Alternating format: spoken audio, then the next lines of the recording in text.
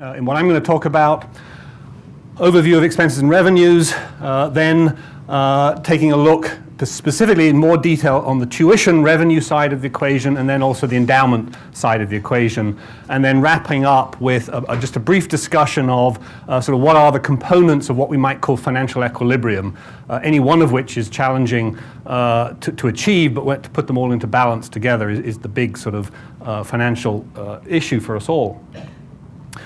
Let me begin by offering just some general comments within our sector. So within the ACM, it's probably fair to say that our operating model, the basic financial model, is pretty simple. And I'll contrast this in a moment to larger institutions. There's basically three main expense categories. There's four main revenue sources, and I'll break this down in just a minute. We've got the biggest expense category, and we've already talked about it a number of times. That's the compensation piece. For most of our institutions, it's something like 2/3 of the expense on the expense side of the ledger. That is largely fixed unless you are going to start cutting staff. I mean, that once you've made a commitment on the compensation side, that's pretty much baked into your budget absent some major change, as opposed to a discretionary spending piece. On the revenue side, the most important stream, and again, Scott's presentation I think teed this up, have you made your class? That is the piece, is the biggest single component for most of our institutions, for all of our institutions, and that's the piece that has the greatest potential of volatility in most years. Those institutions that are well endowed know that in a particular crisis, 2008 for example, endowments can be subject to much greater volatility than one is typically accustomed to, and then the endowment revenue can move quicker than you might expect. But in general, the tuition revenue part of the pie is subject to the greatest potential volatility, and that's offset on the expense side with the major piece being absolutely fixed, and you really can't adjust it very much quickly. And the obvious point, on either side of the equation, variations it will upset the balance.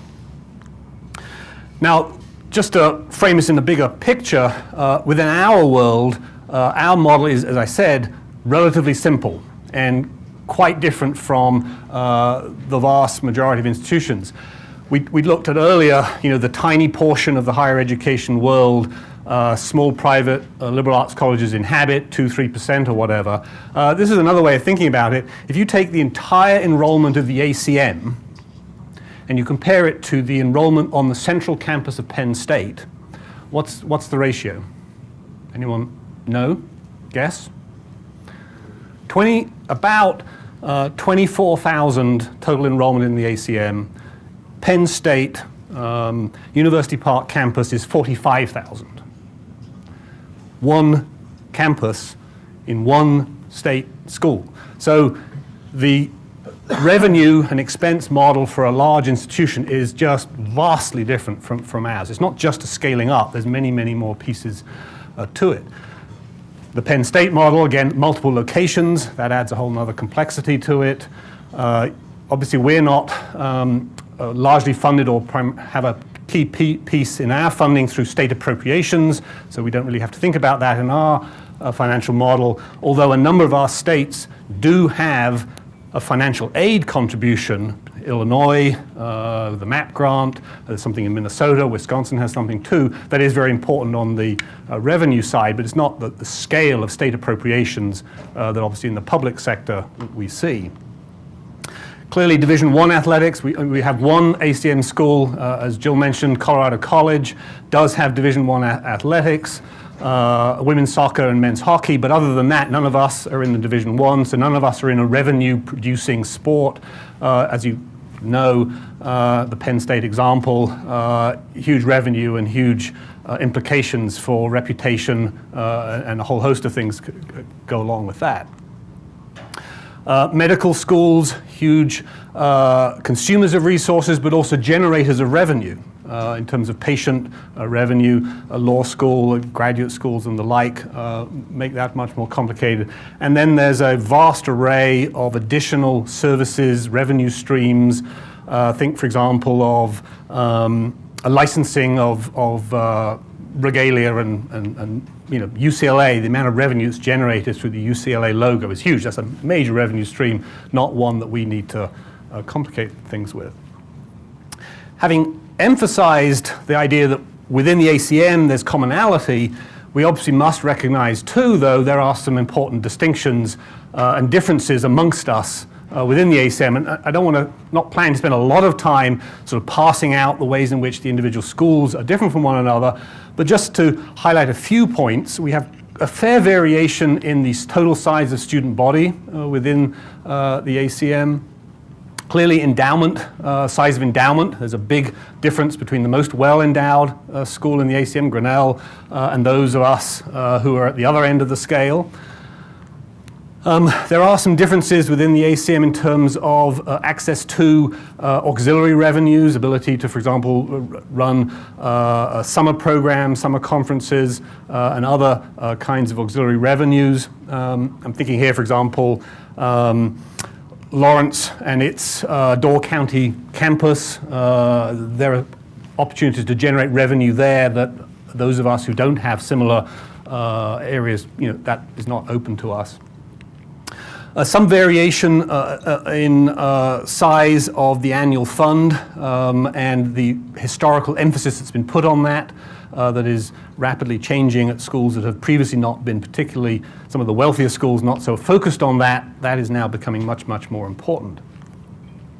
And then some variations in terms of where campuses are in the degree of investment into the physical facility, the amount of debt load within the institution. There are some quite sharp distinctions within the ACM on that front.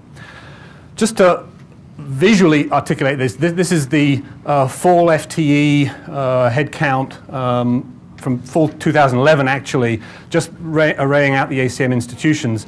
Let me just make one comment about use of comparative data. And you spend any time in this, and you rapidly realize that on almost any of these metrics, there's about half a dozen different ways of measuring that number, even within the same location. And so I'm using here data from the IPEDS data. This is the government gathering data service.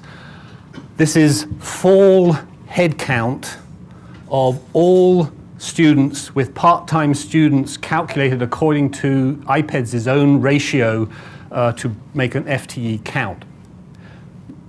The actual numbers for each school is less important than just the spread. So we go from schools on the left-hand side that 1,000, 1,200 or so in size, up to clearly we've got at the other end of the school, schools with significantly more than that, where we're getting up close to around 3,000. So 3 times the size in terms of actual student bodies. So that's within our world quite a large divergence. The other one I put up is endowment. Now here what I've done, this is not just endowment value, this is endowment divided by the student FTE count. So it's kind of scaling endowment for the relative size of the institution. In fact, what that does is it further exaggerates the difference within the endowment, because clearly if you have an endowment of a given dollar and you have 3,000 students and you have 1,500 students, the relative impact of that endowment on a per student basis is quite different. So interestingly enough, in the ACM we really have 3 groups in terms of endowment. Grinnell away by itself, and then we've kind of got Colorado, McAllister, and Carleton in a group, and then we've got certainly between Lake Forest and Ripon and Beloit, there's a kind of commonality there, and so Lawrence, depending on where you want to position St. Olaf and Lawrence, which side of that divide they are, you can pick how you wish to frame that. But again, just to illustrate that there is significant difference, while at the same time, and I think this was a point well made this morning, we are really all have a common set of sort of fundamental educational values, that our aspirations for our educational delivery of the curriculum, the education experience, the transformative effect that students have in attending us, there's a commonality within our sphere. So what I've got here is a pie chart, not for any specific institution. It's a sort of example, but one of the interesting things is that when you look at the breakdown between expenses and revenues between the ACM schools, is most schools, the basic division of proportion of expenses is pretty similar, regardless of how wealthy they are. On the revenue side, that's where there's a bigger difference because of the impact of endowment. So it's pretty common, around about 2/3 of the expense for a typical college in our world is going to be compensation. That's compensation including benefits, including taxes, the whole thing. Let me just offer one point of clarification. I was talking to Jill after her presentation. You may recall in her presentation, she said that compensation accounts for 50% of expenses. And so what's the discrepancy here? And this is again where the devil is in the details. At Colorado, when they do their expense and revenue pie chart, they account for financial aid in their expense and revenue pie chart. So in the revenue side, they count the full comprehensive fee that's charged, the sticker price, and in their expense pie chart, they have a chunk that's financial aid. This pie chart is using net tuition revenue. It's not separating them out. And as a result of that, it changes the ratio. And so Jill said that if they did that pie chart for Colorado College, they would actually be close to 70% for their compensation, not the 50%, because it's a different model if you understand what I'm getting at. The bottom line here, though, is you've got this large chunk that is compensation. Then you've got typically something like about a quarter of the budget. It goes towards the sort of expenses of running the program. And then you've got this smaller portion that I'm calling debt and capital. And I'll just say a little bit more about each of those to break this down. So under the compensation side of the equation, pretty self-evident, the pieces that go into that, we're talking about both faculty, staff, and student wages here. It's obviously driven largely by both the compensation level and then the numbers of both faculty and staff. And then obviously there's a full-time, part-time piece that factors in again to building out the flexibility. Some of our institutions have a slightly higher proportion of part-time, particularly adjunct faculty, and that gives those institutions some greater flexibility in terms of adjustments if times get tight. On the other hand, as we're well aware for our institutional types, our vast interest in and preference for full-time faculty and that individualized contact with students that's so important. So under that, about a quarter of the expense chart picture I was giving, under program expenses, what are we talking about? Well, obviously we're talking about the non-compensation parts of the budget that help to run academic departments, help run administrative departments, help run student services.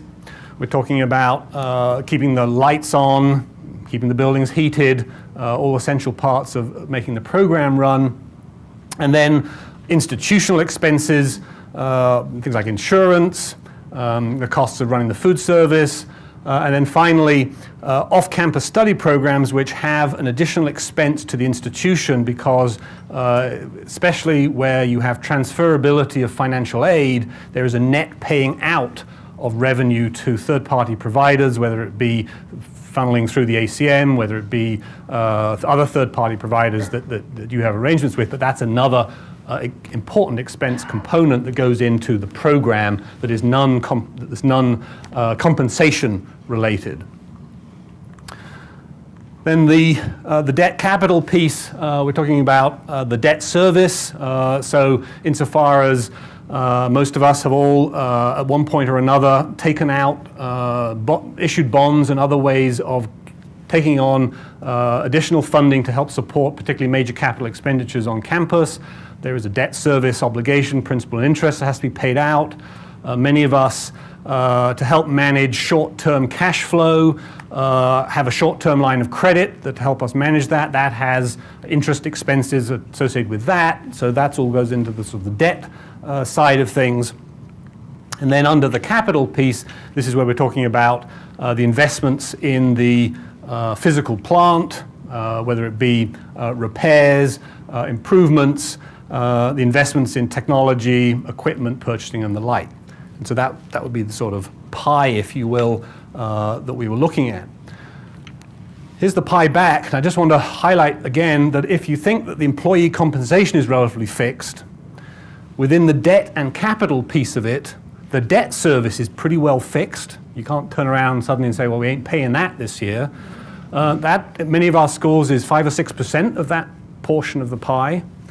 Then within the program expenses, you can't sort of say we ain't paying our utilities this year. So the actual part of the budget, that expense part that actually there is even flexibility with, that keeps getting smaller and smaller. And that's part of that will be playing out in David's presentations of the dynamics of some of this later on. Other point I want to raise, and this is often, and I can certainly recall as a faculty member myself, saying almost this exact line as a younger faculty member at one point or another. Why, when you hear of some investment on campus that's being made, why did they, the administration, spend so much money on campus repairs or some expenditure on campus when it's more important to increase faculty staff compensation? And that's a very legitimate question to ask. The key thing here, the takeaway from this point I want you to recognize is the major difference between a one-time expenditure and making an incremental increase in compensation which is baked into the budget and has reoccurring commitments. So that if you decide you're not going to spend, let's say, $1 million on a whole series of roofs that need to be fixed on campus, and instead you're going to plow that into the compensation budget by a slight higher increment to the raises in a given year, that's a commitment you're now making sort of in perpetuity, if you will, in the compensation budget, absent some major decision to retrench and implement salary cuts or terminations or the like. And so it's just the challenge. And so the one-time expenditures, it's perfectly reasonable to beef and moan and complain about whether those were the right one-time expenditures. And maybe in a given year, that money wasn't well spent on a project and should have been spent on something else. But to start funneling it back into the compensation side has a whole host of other challenges and problems that it's important to be aware of because that really starts to tie your hands down the road. And of course, it's from this that you get into the challenges that I think all of our institutions wrestle with, and that's deferred maintenance, where you begin to put off the one-time expenditures to take care of other things. If that gets baked into the budget, then there are some real issues. So let's turn to the revenue side of the equation.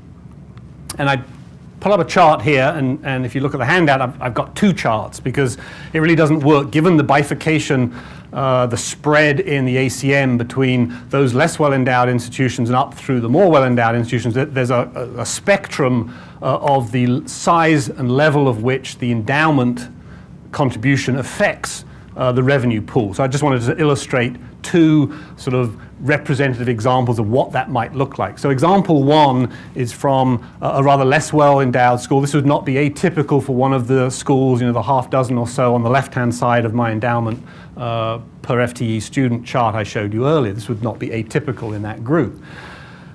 And you'll see that the net student revenue makes up about 3/4 of the revenue. So that, did you make your class? You bring in a class 10, 15, 20, 30 few, huge impact on the overall revenue picture. In this case, endowment and gift revenue, and I just want to be clear with distinguishing between those, endowment being the rate of return, the draw from the investments under the endowment, as opposed to the annual one-time gifts, cash gifts that alumni and others donate to the college as part of an annual fund, an annual raising of money that directly goes to help support the budget. And then there's a chunk of other that's things like auxiliaries and other kinds of revenue, and there's quite a bit of, this is where there's a lot of diversity within the ACM in terms of what helps to go in to make the other portion. By contrast, here's a sort of pie chart for a more well-endowed institution, certainly not the most well-endowed institution, but this is the pie chart. Well, Grinnell's an interesting case because of their commitment on the need side of the equation. They're so much more generous than any of the rest of us. So this is just going to work, I think, for us as a representative example. But the endowment piece, you'll see, is 35% in this example. The interesting question there is, why is other so small? Any thoughts on why? Why is the other revenue? I mean, why is this? This seems to suggest that a well-endowed school is less able to raise money through auxiliaries. They don't need to. That's one possible answer. One possible answer is they don't need to. Can you think of another? The pie is huge. And so when we think of our ACM institutional types, one area where we're very similar is we all have a very similar kind of array of choices for auxiliary revenue. And so if your pie is twice the size, and yet the auxiliary revenue is pretty much dollar for dollar, not that different from anyone else, it's going to get really tiny. Whereas the gift portion can potentially proportionately stay the same, so that's a bigger total amount. So that's just one where the pie chart can sometimes make you forget the actual amount. Yeah, at the back. The pie is not 5 times larger. I'm sorry? The pie is not 5 times larger. No, right. I mean, there are other pieces that are going in here in terms of how I cut the pie up. But even within the first example I gave you, there's probably 2 or 3% variation between and among institutions, and the same would hold true here. So anyway, I just put up as a visual cue the 2 examples to make that point. So a lot of talk this morning about student revenue, net tuition revenue, and what goes into that. I just wanted to talk a little bit about some of the pieces here that go into that, to kind of give a little more fine-grained understanding of tuition revenue and the drivers and the pieces that go into that. So we're talking about both the cost of the tuition, we're talking about the room and board. That is obviously directly impacted by headcount. It's impacted by the types of students. Some of us have graduate programs, for example, for us. Some of us don't. Some of us have more or fewer part-time students and how they impact things. Some of us have the second category, non-degree seeking, special status students. Some of us have a program. I'm thinking here, for example, give you an instance, at Lawrence, for example, they have a program with Waseda University bringing in one-year students into the college. They're a very important revenue stream for that. For there, others of us have no such students in our program, so that's a different sort of makeup of the revenue piece. And we talked a lot this morning about the sticker price, and then, of course, the impact of financial aid, the discount that's offsetting that, which gives us the net price. Just to clarify a few terms that you'll hear talked about, you often hear people refer to the comprehensive fee, and that's sort of all in the sticker price of everything. So that would be the gross tuition, room, board, activity fees. That's the sort of biggest sticker price, that's posted on the website that people see when they're complaining about the expenses of coming to places like us. As we talked this morning, obviously that's not what, at some of our institutions, almost anybody pays. If you're giving aid out to 95, 97% of the students, as Scott was talking about, this applies to a tiny, tiny fraction of the numbers of students. So gross tuition, sticker price, discount, the amount that sticker price is reduced by the institution through an institutional choice to not take in revenue. And then the net tuition figure that we've been talking about. So let's talk a little bit more about financial aid, because sometimes when we talk about financial aid, we're talking at cross purposes in what we actually are grouping under that term of financial aid. I mean, what are the components of financial aid? And it's important, I think, to be clear that we need to distinguish between institutional gift aid and everything else. So there's institutional gift aid. That might be, and I'll talk more about this in a moment, that might be where you have an endowed fund for a student scholarship for a needy student who's an economics major. And some student every year gets designated that, and they get some need-based aid coming from that. That's a funded scholarship, and that's an institutionally provided scholarship. And then there are other students who get gift aid that there is no endowed fund supporting it. That's unfunded aid. There's no endowment, but it's still an institutional gift aid, as opposed to federal or state or private grants, local foundations. I mean, my son got a tiny little scholarship from some local music organization when he went off to study music. That would fall into this category. Loans, whether it be from the federal government, whether it be the parents take them out. Some of you may be well familiar with PLUS loans and all of that. Or work study. The important thing here, federal work study, the federal government funnels funds to the institution to help fund that. The important thing about the last 3 points is that is all revenue that the institution actually gets. It comes in. So it's not counted in the discount rate. Discount rate is only institutionally generated support. So saying this just to clarify here, and this would pick up on Scott's distinction he was making before lunch, drawing the distinction between, on the one hand, merit aid, and on the other, need-based aid. And most of our institutions offer both, but as Scott alluded to, it's not always actually inside a sharp distinction between them. That the package is put together. As Scott referred, in many cases, you offer two similar students the same financial aid, and you call one a grant and you call one a scholarship. Sometimes the scholarship is perceived as having higher value because it's perceived as a merit award as opposed to a need-based award, and sometimes there's some shifting between those. Just to clarify, I'm sure most of us know this, but occasionally one comes across faculty who continue to think that we have athletic scholarships. Division III, we are not allowed to have athletic scholarships. We're not allowed to have so-called leadership merit things that go disproportionately to athletes. In fact, our institutions have to report on the division of institutional gift aid between athletics and everyone else. And if there's a disproportionate one, then the NCAA comes in and does an investigation and all of that hoopla that's surrounded with that. So we don't have athletic scholarships, though athletics are a key piece in many of our institutions' recruitment plans and enrollment strategies.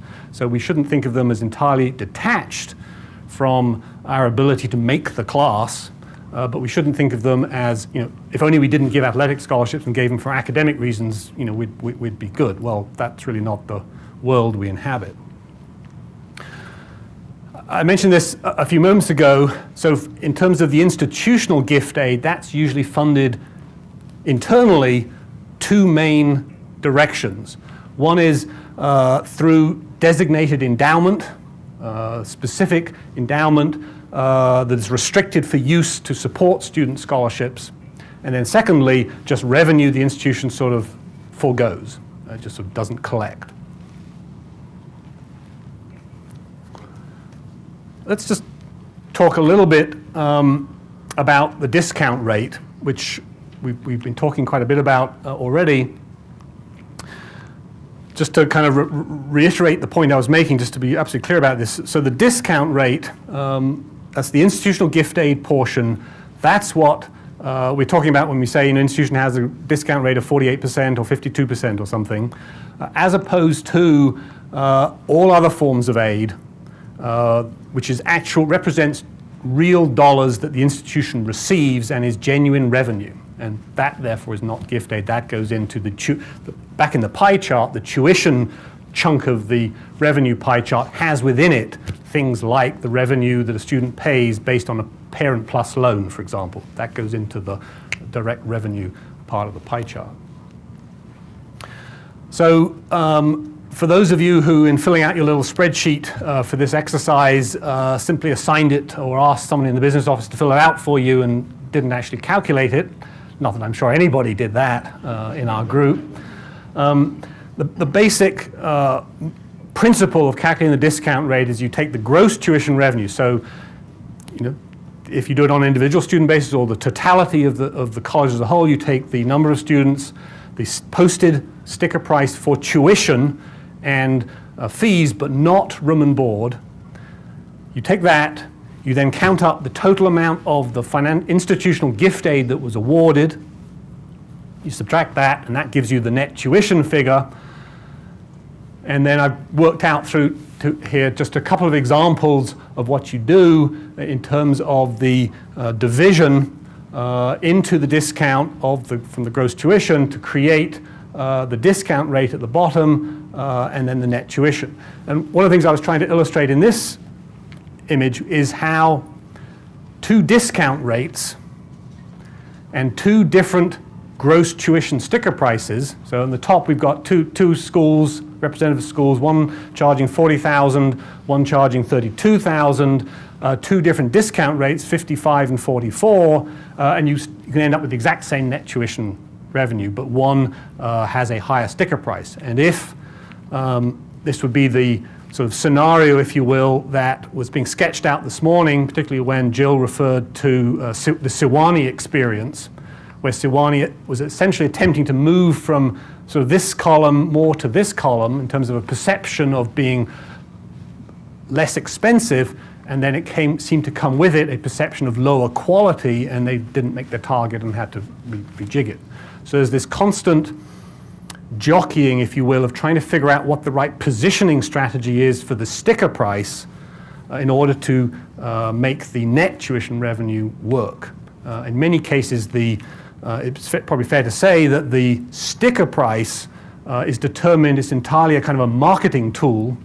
It's not really driven by anything other than that, and what's underlying it is the financial aid strategy and the budgetary needs for a target for the net tuition revenue.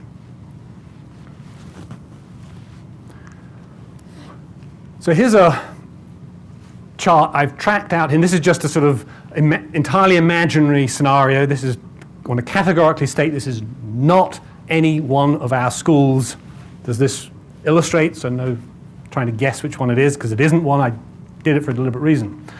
What I'm tracking here is in the blue columns, that is the institutional net tuition revenue in millions, as you can see on the right-hand margin. So this is a school that's bringing in somewhere between $30 and $40 million in net tuition revenue, which is pretty much not uncommon within our ACM. And then the line is the discount rate. And my question for you is, if we're looking at this solely for a moment through the lens of let's maximize revenue, forget the potential impact that may have on the diversity of our student body and its academic selectivity and all of that, and I'll talk a bit about that in a moment, but just simply through the lens of revenue maximization, how come when you the discount rate here has dropped to 47%? That's good. It's lowered. How come the net tuition revenue has gone down? How can that be? I mean, surely it has to go the other way. I'm sorry? You didn't make the class. If you don't make the class, the discount rate doesn't much matter. And sometimes you find yourself, I've certainly been in this situation where you have people, board members, for example, fixated on a number for the discount rate. The discount rate has to be looked at in conjunction with the class, the number of students you're bringing in, because one without the other is meaningless. I mean, we could all hit a discount rate of 10% tomorrow. And when we go out of business, we'd have no students. So the discount rate, And that's really why net tuition revenue and tracking that in terms of the immediate impact on the institution is so important. The discount rate, nevertheless, is still a useful metric, particularly when you're looking at trends, because if the discount rate keeps going up, we can't get to 100%. I mean, there's a point where the discount rate, if we had 100% discount rate, we'd be out of business too. And so that's one of the issues, one of the troubling issues in the high tuition, high aid model that we're all in, is as we begin to project the trend lines forward, and if you start to imagine discount rate continuing to grow 1 to 2% a year, at what point is that going to stop? Because we'll stop it for it if we hit 100% because we won't have any revenue. So wanted to make a point here, in a sense, this is my slide explaining why I never ever want to be in charge of admissions. What's the goal? The goal, enroll a class of students that meets our aspirations, and what might those be? Whether that's academic profile, whether that's diversity, however you want to define that, whether that's in terms of sufficient interest in, support for athletic programs or music programs, academic programs. I mean, if you've got a football team and you only bring in 10 freshmen every year for a few years, the football team's going to go away, and yet you're spending a lot of money there. If you've got an orchestra you're trying to support, you want to make sure you've got enough music players to keep that. You also want to obviously bring in students with interest in the academic programs you're trying to support. So there's an array of pieces there you want in your picture. You want to make your class, which we've talked already about, the overall student body. So you want to hit a class that does all that. And of course, this was the point that Jill was talking about, and actually also Scott, about being selective. And selectivity we sometimes think is just about academic quality, and that is one metric, but there's a whole bunch of other selections that are going into making up the class. On the other hand, you've got to manage the discount rate so that you can generate sufficient revenue to make it all fly. And the problem is, if you make progress, I'm sort of presenting this a little bit of a simplification, but if you're presenting this almost as a balance. If you want to make progress up here, you're almost certainly going to not make progress down below. And if you make progress down below, in other words, if you manage to drive down the discount rate, you manage to raise the relative proportion of revenue you generate on a per student basis, it makes it harder to achieve, for example, socioeconomic diversity. It makes it harder to, because you're offering less financial inducement to come to the college. And so it's this balancing act on either side of that, playing out against the backdrop of the decision-making process of 17 and 18-year-olds, which I'm glad I don't do that, because I don't know how they do it. So that was my point. You try to enhance one side or the other, and it immediately impacts the other side.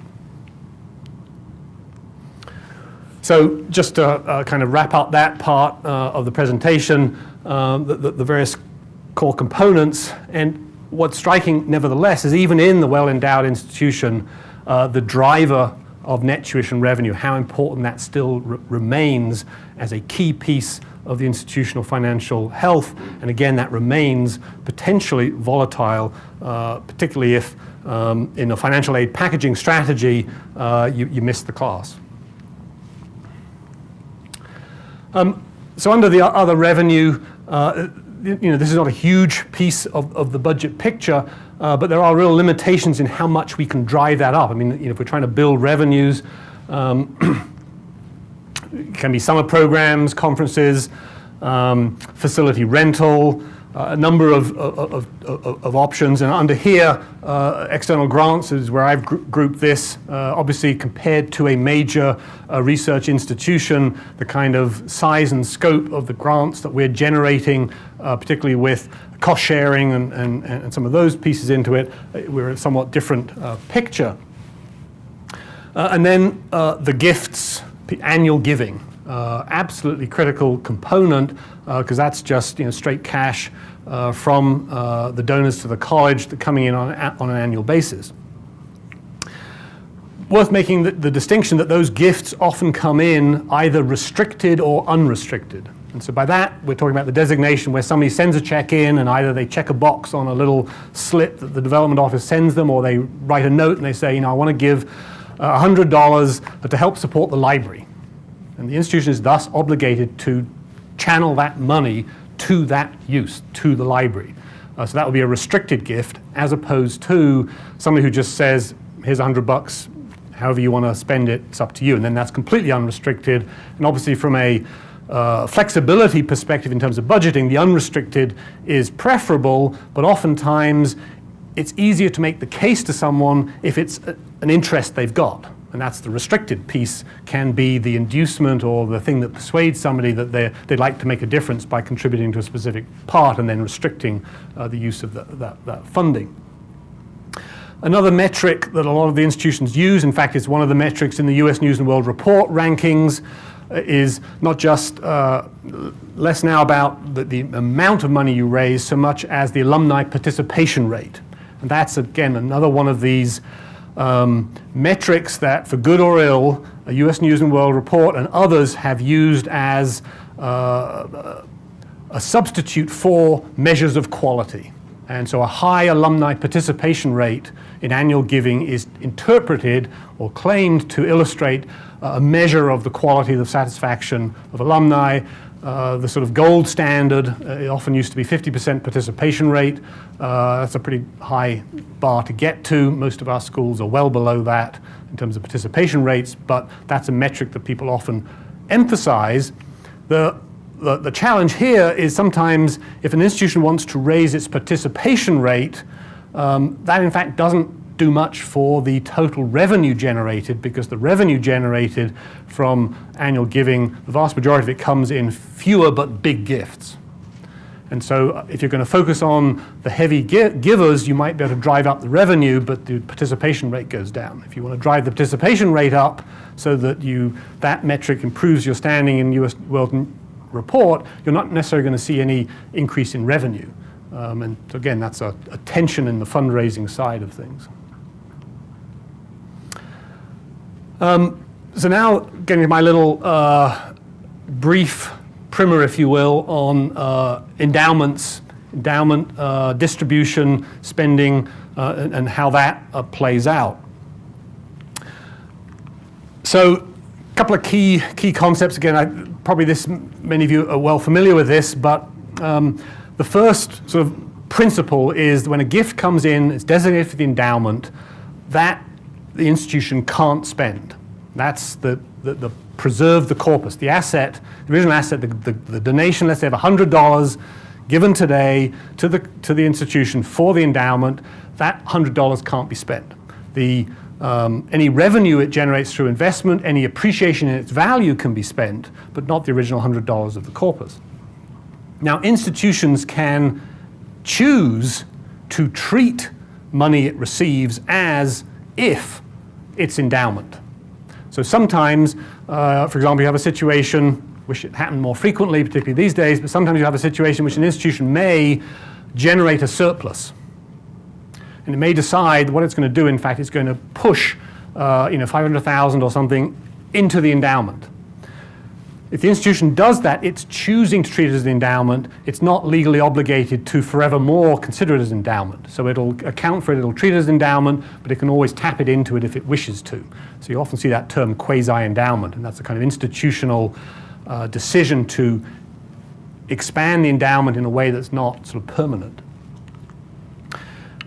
Must comply with the donor's wishes. So if the gift was to fund a particular professorship, that's what the endowment must be done. Typically, endowment agreements with donors are written out such as to include a kind of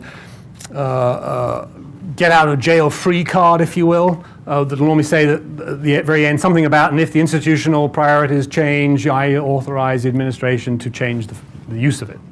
And so there can be ways around that, but not all endowments are like that. Yeah, question? On the restricted gifts, if I give $100 to the library, can the institution then, out of their operating budget, give $100 less towards the library and put that towards a scholarship? Is that okay?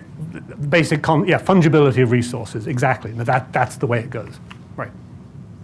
Now, if everybody gives $100 to the library, then we get ourselves a problem because we can't reallocate those funds. And this is where we get into a point I made earlier about fund accounting, that fund accounting is the process whereby all of those restricted gifts, you have a separate account that accounts for the revenues coming in and the expenditures out so that you can ensure that all of the funds are actually being used for the purposes for which the donors assigned them. Yeah. Follow-up question. How often does it happen that the donor restrictions actually change the way the institution spends money from what it would do if they were completely unrestricted? Well, and I'm not sure I can answer the question as posed, but in a way that's the dilemma in fundraising that you're often faced between, sometimes this is a decision a president makes. A donor wants to give something for something, and the question is, the institution wouldn't otherwise do that thing, and does the institution want to accept the money and add that or not? And then is it consistent or not with the mission? And you sometimes have cases where gifts are accepted. I can't think of one in the ACM, but sometimes you see them in the higher education press, gifts accepted, and then there's this mass sort of uproar among the faculty or something, and sometimes gifts are returned and the like. Can I jump in on that one too? It's very, very rare that someone would give us dollars for something we wouldn't otherwise do. If you're a fundraiser, it's really hard to sit at a table where someone says, I'll write you a big check and say, I don't think so. So that's tricky. The dramatic examples are the ones where an institution wants to be taken in an entirely different direction. There's a huge gift to Claremont McKinney years ago for a business or finance program, which is a bit off of what we normally do, and they accepted it, so they have that now. There's also a flip side to this one, which is sometimes someone gives you a gift and restricts it for a particular purpose that you do like, and 50 years later you don't do that anymore. That department, we had some for elementary education. Cal's, we don't do elementary education anymore. If the donor's still alive, we go back to them and say, we don't do that anymore, can we switch it? We now write our agreements in a way that when the donor signs it, they actually have to sign off that says, if in the institution's judgment we can't apply it in that particular way, that we can, in effect, make a change. But we only changed our agreements like that 10 or 12 years ago. So we still have some endowments where the gift is directed towards something that isn't part of our program anymore. And over time, at least in Minnesota, you have to go to the Attorney General to get it changed. But the notion of a gift coming to us that is not something we do at all is really rare. There's a question over here, do I see? Yeah. I had one. It's your previous point. Why would you want to put money in a quasi-endowment? What's the advantage of it as opposed to just having a bank account with extra money in it? Well, it's a good question. I mean, sometimes, well, David, do you want to speak to that? Well, when I first got to McAllister, if we had any money left over at the end of the year, the default was it went to the endowment. It was a way to grow the endowment. Mm-hmm. Our endowments can grow by earnings, the markets take it up, by gifts from donors. In effect, this is a way to grow it a third way, which is by having us make a gift ourselves. And for institutions that are trying to build an endowment, and they're getting some from donors, but not as much as they'd like, and the markets aren't handing it off, it may be that they decide that the highest and best use of the funds would be to put it in the endowment, get 5% of that in perpetuity, and the whole endowment corpus can grow over time. So that's rather than either spending it currently or just holding it aside and then waiting to decide what to do with it, it's really a third choice. But it's called quasi just as a sort of insurance policy in case you need to take it back out again? No, the term quasi comes from the notion that for true endowment can only be created by a donor, by a third party. So if an endowment comes to us from one of our donors and they say, please give it to an economics major from South Dakota each year and do that in perpetuity, that's set. Because a quasi-endowment is essentially dollars left over by the institution, the institution's board mechanism can undo that at some future time. The only true endowment is one that's actually identified by a third-party donor who specifically says so in writing, not someone who says on the phone, and by the way, stick it in the endowment, in writing by a third-party donor. And I think the other piece to that question, and I think David made the point, but obviously the choice to invest in the endowment then potentially gives you much higher upside of return. Yeah. Just to clarify, the difference in the terms that you're using right now in endowment and quasi-endowment is not the term that you're using when you're reporting the endowment value, say, with full-time equivalent. You're talking about the entire body, including the quasi-endowment. Yes. Yes. Right. I just wonder if you could clarify again when you can take that quasi-endowment out. Is the difference between taking that out versus taking out the endowment? Like you said, by a trustee action, they could take it out. Can you just clarify how that works legally? Well, trustees can unwind what they do at any time. They could put it, if you had $1 million left over at the end of the year and they said, put it in the endowment, if you had $100,000 left over at the end of the year, and they say, put it in the endowment, they could unwind that next year or 5 years from now or 10 years from now. You mean they can say, I want to take that $100,000 and put it in the physics department? Right. Or whatever. Or fix all the windows that are failing because we want to be more energy efficient. Or cover an operating shortfall. Or conceivably covering an operating shortfall.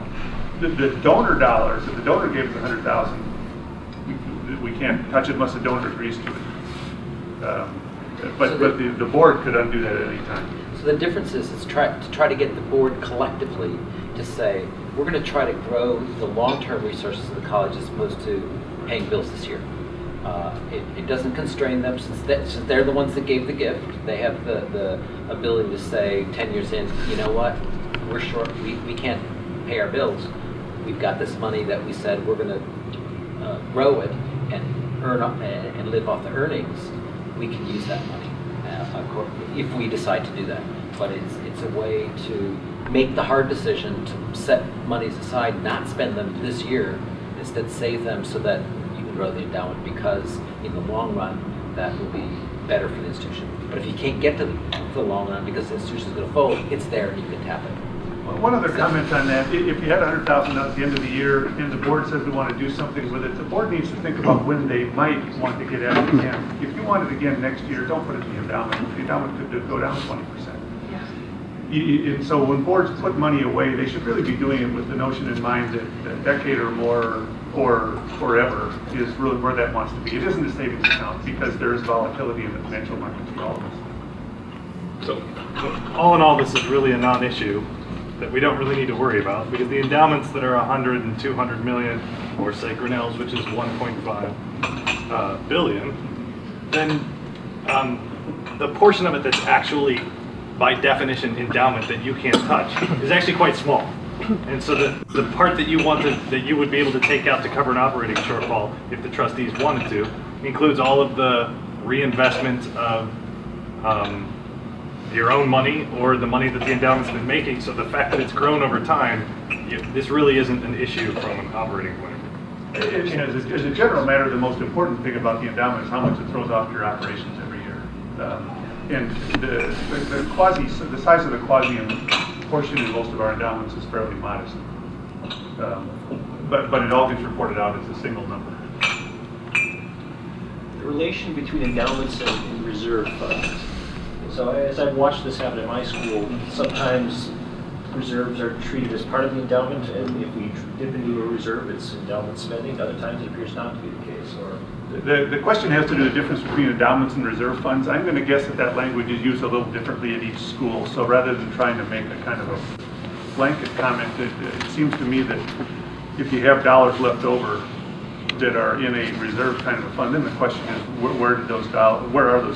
Are they sitting in the bank account? Are they invested in some kind of short-term instrument where you could get it soon? Or some schools may put those in the endowment on the theory that if I have a reserve, put it in the endowment, it'll get bigger, except it might not. So that's a kind of an institutional decision as to where those dollars actually are being held. And definitionally, that may vary from school to school.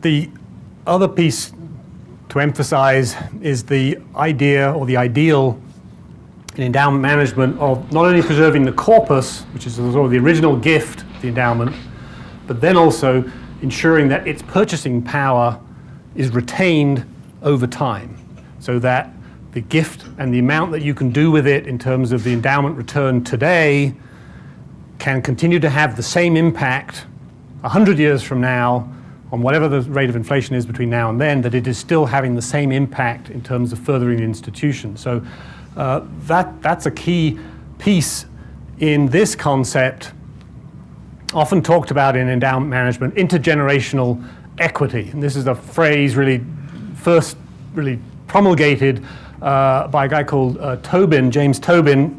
Economists amongst you will know him, a Nobel Prize-winning economist, wrote a very influential paper in the 1970s. And really, he's this pithy quote that you see repeated time and time and time again. And this idea that trustees are entrusted, he uses the phrase guardians of the future. They're weighing the needs of the present against the future needs of future students and ensuring that those are kept in balance, that you're not sort of paying too much now and thus mortgaging the future for students yet to come to the institution. So when you turn to the question, not so much what makes up the endowment, and we're certainly not getting into in this presentation the sort of whole issue of endowment investment strategy and the various parts of that and equities and all of the rest of it, alternative investments and things like that. Not worried about that so much in terms of just thinking about the endowment distribution, the amount that you siphon out of the endowment on an annual basis to help support the operating funds. That has to be set with respect to intergenerational equity and to obviously respecting the donor restrictions in terms of the use of that, of the specific parts of the endowment. So you're trying to maintain the purchasing power of the endowment over the long term, and at the same time try to offer a stable flow of funds to the operating budget. To go back to David's point about the volatility of financial markets, when you're in a bull market and the endowment is going up fast, if you've got a percentage of the endowment value you're taking, that goes up every year. But if all of a sudden the endowment drops in its value, and we've looked at the pie chart, and that the endowment contribution is a key piece, and all of a sudden the endowment contribution drops dramatically, that's a major problem because the expense part of the institution, so much of that is fixed, as we've looked at already.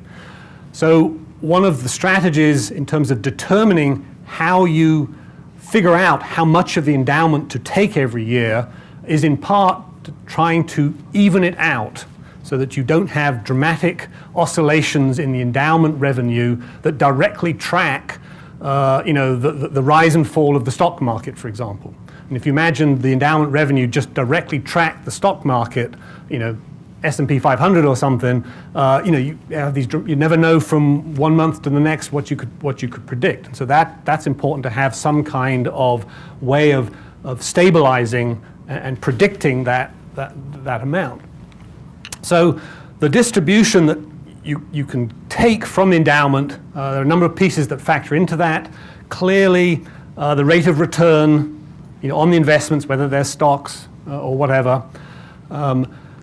New gifts to the endowment. Obviously, if you get a very generous donation of $10 million to the endowment in a given year, the total value of the endowment goes up, by that much.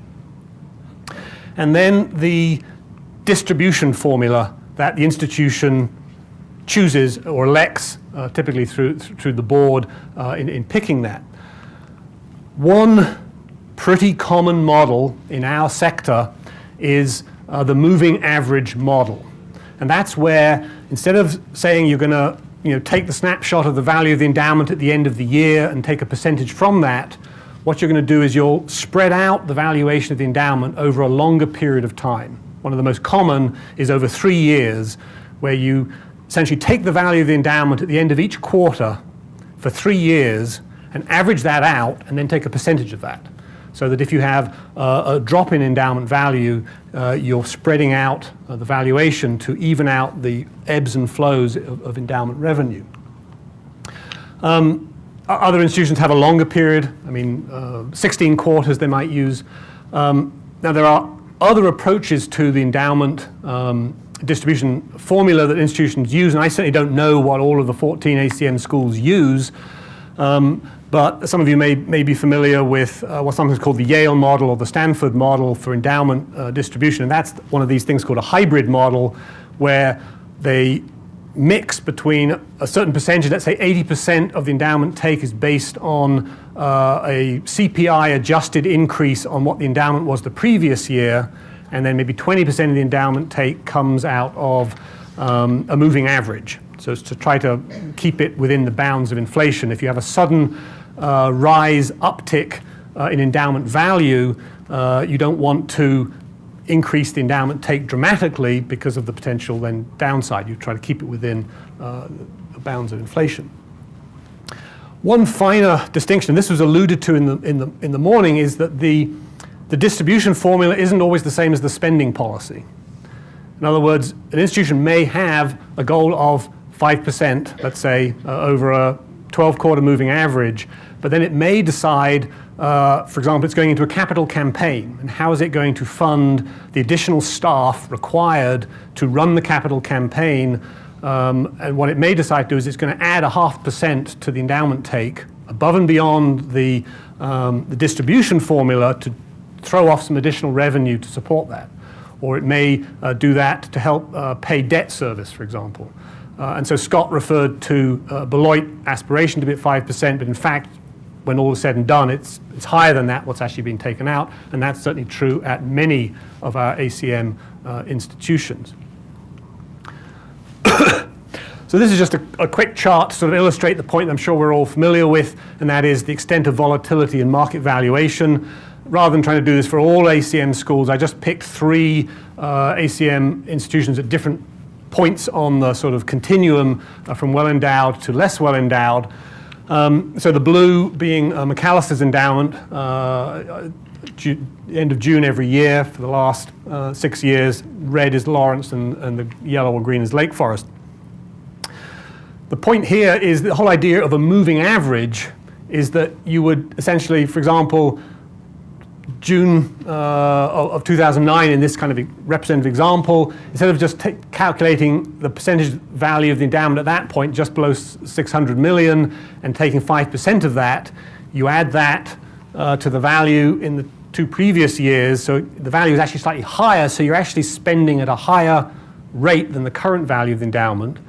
But then when the market rebounds and starts to rise up, so when you get down to here, markets have risen, the endowment's almost bounced back to where it once was before, but you can't get rid of the shadow of the earlier quarters when the endowment was lower. So you're measuring now these 3. So what it does is it smooths out the oscillations in the revenue stream, but what it means is that when you're coming out of a downturn, the endowment revenue does not rise anywhere near at the same speed as you are, reading in the papers about the bounce back of the Dow Jones or something. And so it's delayed, but evens it out. The other point here is to note the difference in volatility between McAllister's endowment and Lake Forest's endowment. That the percentage of valuation, this is where being well endowed actually served institutions not well in the downturn, because the valuation, the percentage decline in value of the endowment at the height of the stock market downturn was much, much higher at the most well-endowed institutions. Many of you will probably remember places like Yale and others were in crisis mode. They actually had to take out loans because their cash flow was so compromised because of the dramatic decline in endowment, whereas those less well-endowed institutions were far less affected, actually, by that. The oscillation of the endowment take was much less affected, and that's partly because the bigger your endowment, the more entry you have into alternative investments, which tend to be much, much more volatile. Much greater upside, but also downside. Just a quick point about growth of endowment revenue, the endowment distribution over time. The goal is to set your spending policy, and let's say it's 5%. To set a spending policy and an endowment distribution rate that you are gaining a sufficient investment return on an average basis that will allow you to take out your 5%, and then there will be additional investment return above and beyond that you can leave in the corpus, so that when you come around the next year to pull out your 5%, the endowment's grown enough so that your revenue is actually higher the next year, at the minimum in line with inflation. And so the example here would be this. Let's say you're looking in your crystal ball and you say, I think it's reasonable to assume that we can make an investment return of more than 7.5% over the next few years, and we think inflation is going to be less than 2.5%, then you can take a 5% endowment draw. You have a 2.5% growth in the endowment valuation itself, and that then allows the endowment distribution the next year to grow by 2.5%. So that although the endowment return was, in this case, 7.5%, you skimmed out 5%, and the endowment body grew incrementally 2.5%, such that the endowment revenue distribution inches up a couple of percent.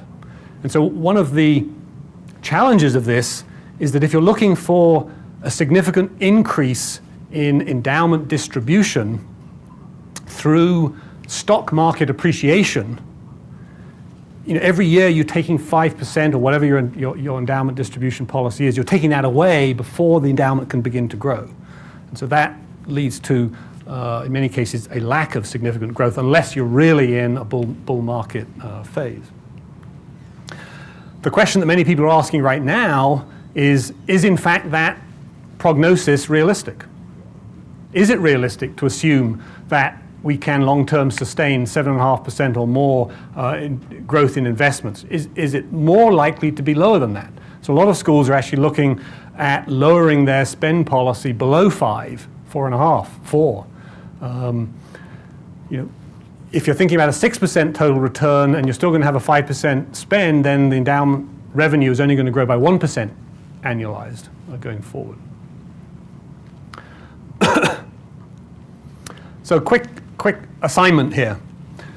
Got a college, 1,500 students, has a 5% endowment spending policy. The question is, how much additional endowment is needed to generate revenue that's equivalent to $1,000 of net tuition revenue per student? So in other words, this is going back to Scott's point that the ability to leverage your tuition is the lever that you've got the greatest opportunity to make an impact on that. So what's the ratio? If you want to build your revenue $1,000 on a per student basis, you want to do the same thing by raising the endowment, what kind of number are we talking about? 30 million. It's a big number. And that, 30 million, that's a tall order for our institutions to go out and raise that and bump it up. And so that, again, just, I think, hopefully anyway, highlights this dynamic between endowment growth, endowment revenue, and tuition revenue, and the extent to which each of them have their own set of challenges in terms of increasing them. So just to kind of wrap this up now, some of the key drivers we've been talking about, net tuition revenue, the rate of increase of compensation, and that obviously bakes into the budget, the endowment, annual fund, and then the need to make capital investment and debt load. So just a few issues that we need to think about in terms of the prognosis looking to the future. We've already talked about rising tuition rates and how long that's potentially sustainable. Is there a price ceiling? We talked about that this morning. At one point it was seen to be 25,000, then 30,000, 45,000, 50,000, maybe 60. Is there a price ceiling, or maybe there isn't? I mean, different people have different view on that. Impact of the economic climate, financial markets, whether that's impacting the median family income and all of that scenario we looked at this morning. Obviously, the economic climate, direct impact on endowment growth, endowment value, and the impact on the distribution. It also makes an impact in terms of the fundraising environment, the climate, the ability to drive up the annual fund is very much linked to the current economic climate. And as the question this morning was asked about this, the whole impact of changing and rising costs either in healthcare or for that matter, sudden spikes or changes in utilities. That's another piece that we're in relatively good place right now, but no guarantees. Final sort of point here, and then I've got a question to pose to the group. When you're thinking about what goes into making financial equilibrium, it's important to realize that the balancing the budget is one part of the picture. That financial equilibrium, you've got to be balancing not only the revenue and expense and all of that side of the equation, but you've got to be making sure that you are continuing to invest sufficiently into the human capital of our institutions, whether that's faculty development, whether that's levels of compensation, but we've got to be ensuring that that's sufficiently robust. We must, for residential colleges, continue to invest in the physical plant to ensure that that retains its perception in the marketplace of its value, that we're able to, that it is supporting the quality of education that we are espousing to offer.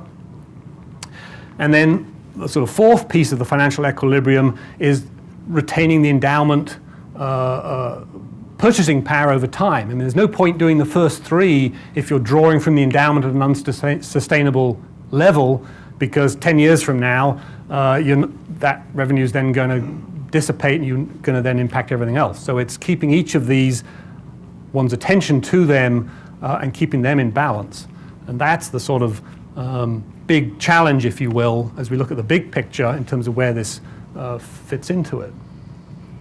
So the question I wanted to pose to the group, and I just want to have just a couple of minutes. We want to wrap up around about 3-ish and take our break. But the question I want to ask you, and this is not so much a question sort of based on what you know, what do you think the most important financial challenges of your institution, but speculate, if you will. If you imagine just a group of faculty colleagues at your institution, what do you think they are likely to identify as the major financial issue that your institution faces? And there's not necessarily a right or wrong answer here. I've got a list of possible answers on the handout, and I'll put it up on the screen here. But what I'd like to do is just take 2 or 3 minutes if you want to discuss on the table, and then we'll just kind of go around and get a quick take of the temperature of the room. Or what are the sorts of issues you think among the faculty are seen as the most pressing financial issues on your campus right now, and be interesting to see whether there's commonality across institutions or differences between and among them. So these are some possible, and there might be others too, and certainly feel free to talk about them, but any particular one that is the one you would imagine more faculty than others would cite as the most pressing issue right now for the institution financially. So just a couple of minutes, and then I'll kind of call us back together again.